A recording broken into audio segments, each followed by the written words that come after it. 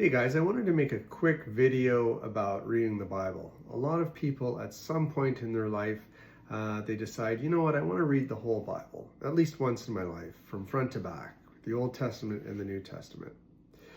But most of us, as soon as we get into the Old Testament, it's like you're falling asleep. Somewhere between Genesis and Deuteronomy, it's just too hard to follow.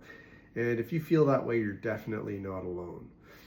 And once you start to understand how the Old Testament is composed, in my view, I think it's much better to read it in certain sections rather than going front to back. Because once you're reading it, it starts to get into intergenerational stuff and it starts enumerating all of the generations.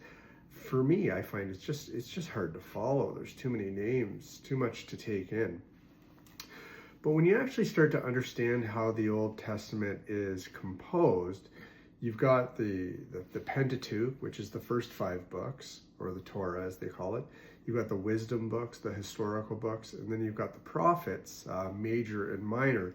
It starts to make a little bit more sense than just this massive, huge book. And I think that an easier way to read it is just to start with the prophets. A lot of them are just very small books and you can read through them pretty quickly. And once you get through that, you can go through to the historical books.